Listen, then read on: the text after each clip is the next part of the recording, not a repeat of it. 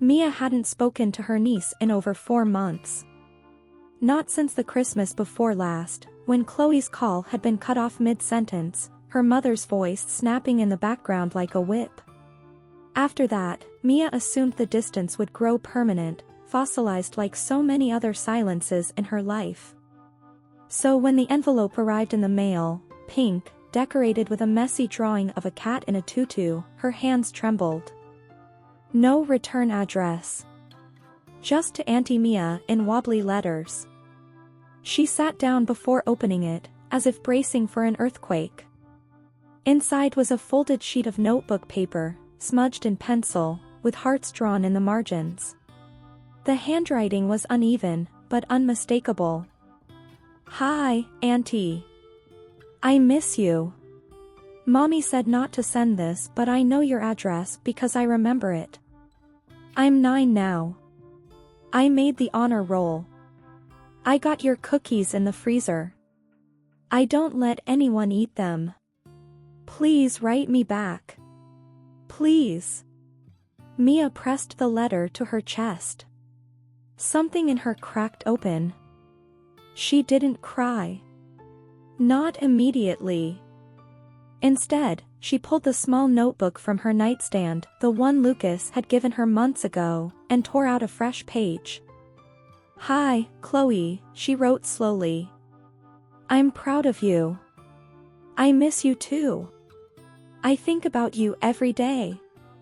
I'm learning how to be someone better. Someone you'd be proud of. Thank you for not forgetting me." She folded it gently, found a blank envelope, and dropped it into the mailbox before she could second-guess herself. That night, she dreamed of her old house. Of her father, sitting on the porch, alive and well, smiling like he used to when she brought him water on hot afternoons. In the dream, he said nothing. Just opened his arms. She woke up sobbing. The next morning, Lucas returned.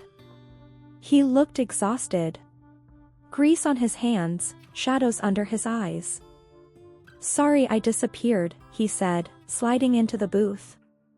"You don't have to explain," Mia said, pouring his usual. He hesitated. "Dad passed." She stopped mid-pour. "I didn't know you were still close," she said quietly. "I wasn't," he admitted. "But it still knocks the air out of you." She sat across from him without asking. "Was he?" she started, but stopped. Lucas nodded. "Complicated. Distant. Sometimes cruel. I still wanted him to say he was proud of me." Mia looked down. "Mine never said it either. But he showed it. In little ways. Little ways count." They sat in silence. Not awkward, just full. He reached into his coat and pulled out a small tin box. "My mom gave me this. She said it was my dad's." Inside were old receipts. Notes. Tools. And one letter. A list of things he wanted to say but never did. Mia touched the edge of the tin without opening it. Lucas looked at her. "Do you think people always wait too long to say things?" "I think people get good at pretending they don't need to," she said.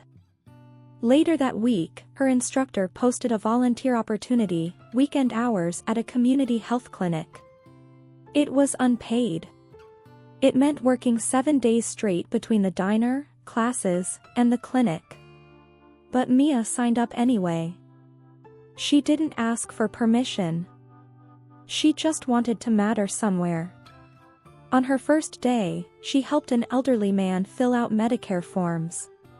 His hands shook too much to write. He thanked her 3 times before he left.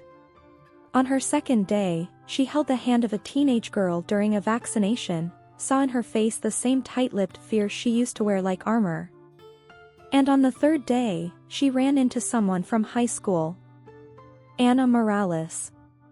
Once a cheerleader. Now a nurse practitioner. Polished, successful. They locked eyes across the clinic desk. Mia? Anna blinked. Oh my God. I didn't know you were in medicine. Mia smiled, small. I'm just learning. Anna stepped closer. You look good. I mean, wow. I'm surprised. Mia didn't flinch. She simply said, people change.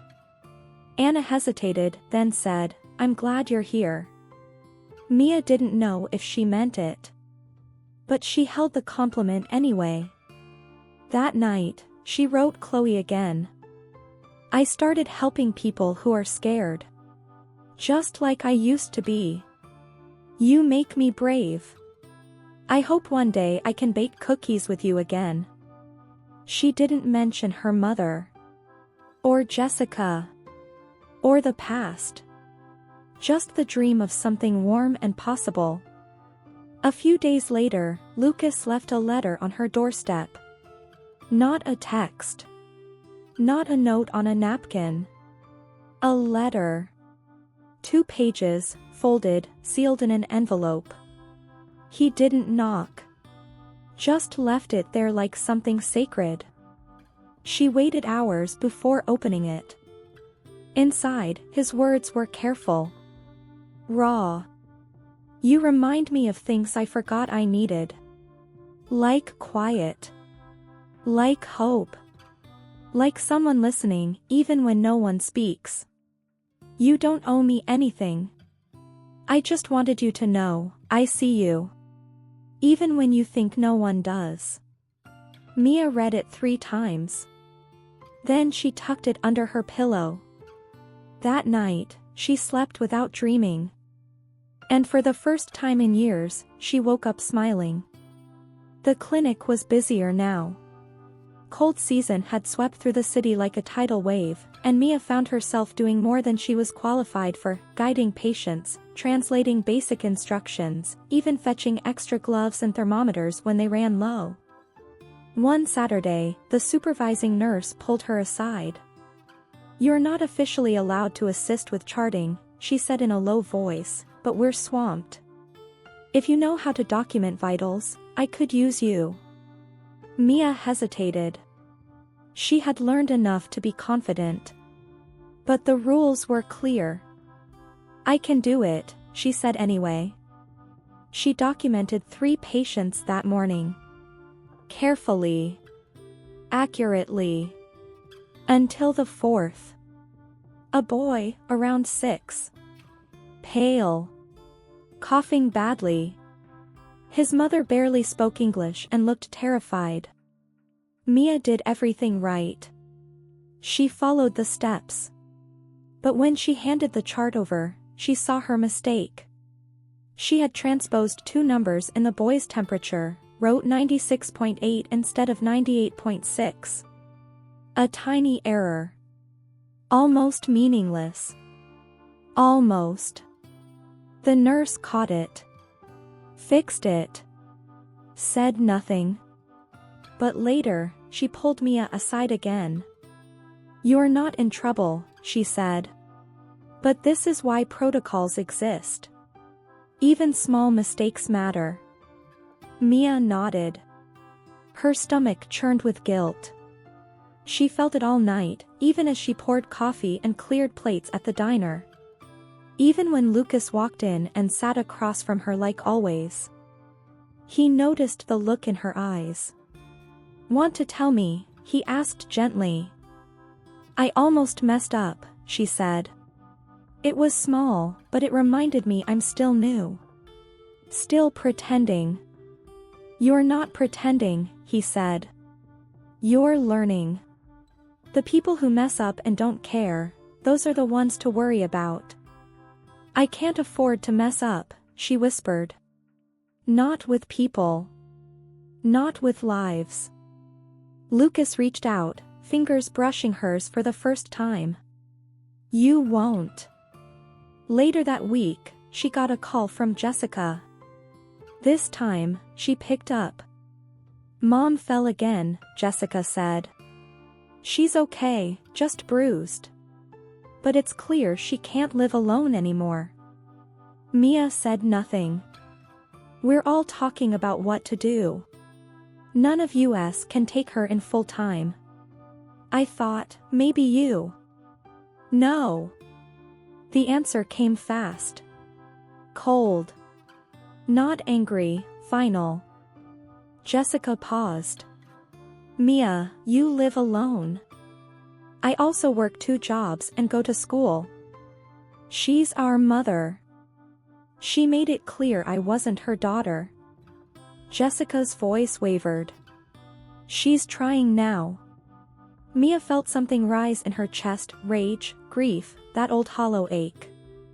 You don't get to disappear for years and then ask me to pick up the pieces. There was silence. Then Jessica whispered, Chloe still wants to see you. Mia closed her eyes. I still want to see her too. But I'm not coming back to a house where I was never welcome. She cried when your letter came, Jessica said. Slept with it under her pillow. Mia hung up before the tears in her throat betrayed her. She stood in the middle of her apartment, breathing hard, the air too heavy. She wanted to scream. To sob. To run. But instead, she sat at her desk and opened her notebook. She wrote. I was not the weak one. I was the one who stayed until it broke me. And then I learned to walk away before it broke me again. The next morning, she returned to the clinic. The nurse greeted her with a nod. You back? I am, Mia said. And I double-checked every number this time.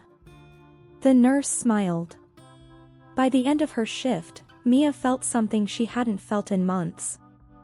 A kind of strength that didn't come from survival, but from standing her ground. That night, Lucas waited outside the diner. He held no book. No pie. Just a quiet look in his eyes. They walked together, no destination. The streetlights buzzed above them. He didn't ask where she'd been emotionally. She didn't explain. They just moved, side by side, through the chill. After a while, he said, I've been thinking about leaving. She stopped. Leaving? Not forever. Just a change. A job opened up in Oregon. Better pay. Slower life. I haven't decided. Mia's heart clenched. I understand, she said. I don't know what I want, he admitted. But I know this. If I go, it won't be to run. It'll be to choose peace. They stood there, words suspended. He looked at her. What are you choosing, Mia? She didn't answer right away. Then softly, I'm choosing me. They kept walking. And though nothing was promised, and everything was uncertain, Mia felt something unfamiliar blooming in her chest. Not happiness. Not yet. But the beginning of it. It was just after 6 a.m. when Mia's phone rang. She had just closed her eyes after a restless night, the kind where dreams were half-formed and heavy, filled with voices she no longer wanted to hear. She almost didn't answer. Then she saw the caller ID, unknown number. Her stomach tightened. She picked up. The voice was small. Breathless. Afraid. Auntie Mia. Her heart stopped. Chloe. I'm sorry, I'm at the bus station. I don't know what to do. Mia shot up, sheets tangled around her legs. Wait, what? Where are you exactly? Which station? I took the 5 a.m. route. I had money from Christmas. I didn't tell Mom. Please don't be mad. Mia was already pulling on jeans, grabbing her coat with one hand and her keys with the other. I'm not mad, baby. I'm coming to get you. Stay where it's bright. Don't talk to anyone. She was out the door before the call ended. The sky was still ink dark, the streets barely waking. The wind cut through her sleeves, but she didn't care. She drove with both hands clenched to the wheel, heart pounding so hard it felt like it might crack her ribs. Chloe. Here. Alone. When she pulled into the station lot, she spotted her instantly, sitting on a bench, knees to her chest, tiny pink backpack at her side. Mia ran. Chloe looked up, her eyes wide and wet. Mia dropped to her knees and pulled her into her arms. I'm sorry, Chloe whispered. I just wanted to see you again. Mia held her tighter. You did nothing wrong. She brought Chloe home, made hot chocolate, wrapped her in the softest blanket she owned. Chloe's hands shook as she drank, her small fingers barely able to hold the mug. Mia sat beside her, brushing her hair back. Why now? She asked gently. Chloe stared at the steam rising from her cup. Mom said you were selfish. But I didn't believe her. She never tells the whole truth. Mia said nothing. I found the letters, Chloe continued. The ones you sent. She never gave them to me. I found them in a drawer. Mia closed her eyes. I wanted to hear it from you. Why you left. Mia took a deep breath. I didn't leave you, she said. I left a place that was hurting me. I didn't want to disappear, I wanted to survive. Chloe nodded, eyes shining. I get it. They sat in silence for a long time, the kind that wasn't empty, just full of everything they couldn't say all at once. Then the knock came. Hard. Loud. Relentless. Mia froze. She knew before opening the door. Jessica stood there, hair wild, eyes red from crying, voice sharp with panic. Is she here? Mia didn't answer. Chloe stepped forward, small and defiant. I came on my own, she said. Jessica looked between them, disbelief turning quickly into anger. Do you have any idea what I've been through the last 5 hours? She snapped. She turned to Mia, you didn't think to call me. I was protecting her, Mia said quietly. From me? Jessica's voice cracked. I'm her mother. You're also the person who told her I didn't deserve to be in her life, Mia said. Don't pretend to be shocked that she started asking questions. Jessica looked wounded. Then furious. You always make me the villain. You always act like you're the one who got left behind. Mia stepped forward. Because I was. The words landed like a slap. I raised Dad. I cleaned up your messes. I stayed behind while you built lives. You don't get to rewrite that. Jessica's lip trembled. I didn't know you were hurting like that. You didn't ask. Silence. Finally, Jessica turned to Chloe. Get your things. But Chloe didn't move. I want to stay the weekend, she said. Please. Just one night. Jessica looked at Mia. For the first time in years, she didn't look like the big sister. She looked lost. Exhausted. She's safe here, Mia said. I'll bring her back tomorrow. You have my word. Jessica hesitated. Then nodded once. Call me if anything happens. When the door closed again, Mia sagged against it, heart still racing. Chloe stood in the middle of the room, small and brave and unsure. Mia knelt to her level. You can ask me anything, she said. I won't lie. Chloe looked into her eyes. Do you still love them? Mia's voice was soft. I love who I hoped they'd be. That night, they fell asleep side by side on the futon, the same way they had when Chloe was little and afraid of thunderstorms. The wind tapped against the window. But inside, it was warm. Mia didn't dream. She didn't need to. For once, the real world held something better. The next morning, the apartment was still. Sunlight filtered in through thin curtains, dust dancing in golden beams. Chloe stirred beside Mia, blinking slowly before curling into her side again. Can we have pancakes? She asked, voice sleepy. Mia smiled into her hair. I don't have mix. But I have eggs. And old bananas. We can improvise. They made lumpy banana pancakes, flipping them with mismatched spatulas. Chloe laughed when the first one folded in half like a taco.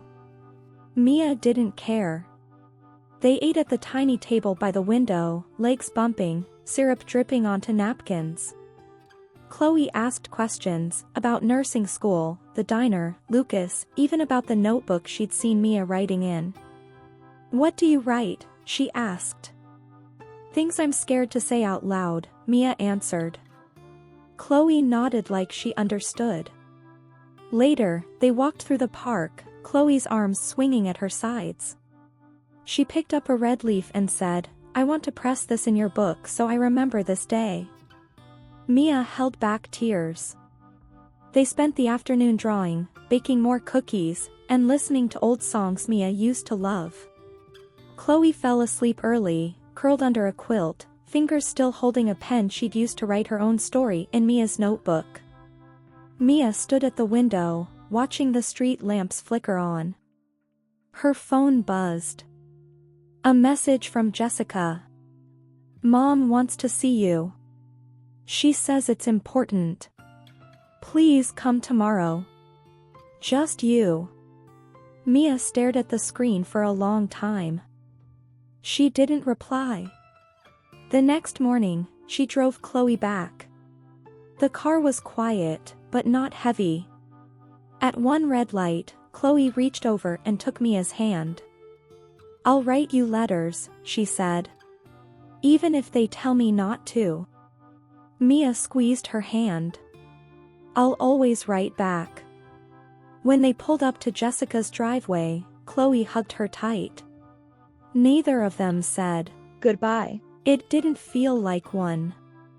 As Mia turned the car around, she felt the familiar pull. The weight of guilt, of history, of unfinished stories. She drove to the edge of town. Then pulled over. She sat there for a long time, engine ticking, the air thick with memories. Finally, she took out her phone and opened a new note. To the woman who raised me. I see now that silence was your language. That love, for you, was conditional, spoken through chores and criticism. I waited years for you to see me. But I've stopped waiting. This isn't hate. It's distance. The kind I need to breathe. I don't owe you my peace. I only owe it to the girl I used to be. And she deserves to be free. Goodbye doesn't have to be loud. Sometimes, it's just not going back. She hit delete. Not because she didn't mean it. But because she no longer needed her pain to be heard. She already understood it. That night, Lucas met her outside the diner. He didn't say anything. Just opened his car door and held out a thermos. Coffee, he said. For wherever you're going. Mia took it. I think I'm finally staying. He smiled. Then I'll stay, too. No promises. Just presence. And for the first time in her life, that was enough.